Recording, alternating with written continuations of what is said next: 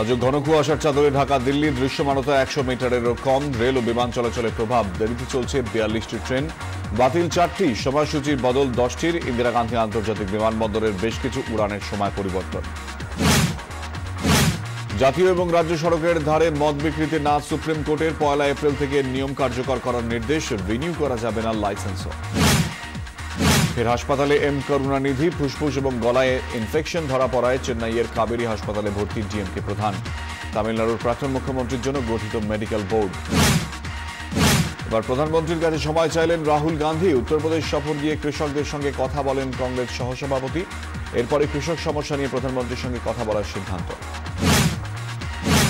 ফের আয়কর দপ্তরের নজরে এক্সিস ব্যাংক। নয়ডার এক্সিস ব্যাংকে হানা দিয়ে খোঁজ মিলল 20টি ভুয়ো অ্যাকাউন্টের, বাজেয়াপ্ত প্রায় 60 কোটি টাকা। দেশের বিভিন্ন জায়গা থেকে উদ্ধার লক্ষ লক্ষ টাকার নতুন নোট। এবার মুম্বাইয়ে উদ্ধার কোটি কোটি টাকার নতুন নোট। রুটিন চেকিং চলাকালীন তিলকনগরে একটি গাড়ির মধ্যে মিলেছে 10 কোটি 10 লক্ষ টাকা। অধিকাংশই 500 এবং 1000 টাকার নোট। গাড়িটি একটি সমবায় ব্যাংকের, জানিয়েছে পুলিশ।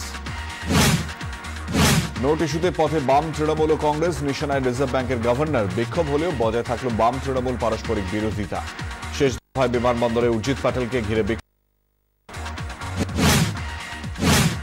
শিশু পাচারের ঘটনায় নয়া মোড়। চিকিৎসক এন মহাপাত্রকে জেরা করে কোচবিহারে উদ্ধার আরও এক শিশু। চিকিৎসকের সহযোগী সাথিয়া তার বাড়ি থেকে উদ্ধার, তুলে দেওয়া হল চাইল্ড ওয়েলফেয়ার কমিটির হাতে।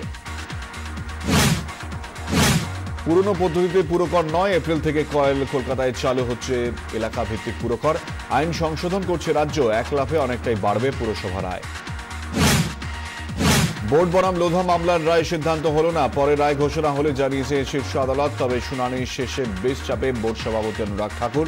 তার বিরুদ্ধে আদালতে মিথ্যা হলফনামা দেওয়ার অভিযোগ লোধা কমিটির। আদালতের কাছে ক্ষমা না চাইলে শাস্তির মুখে পড়ার সম্ভাবনা।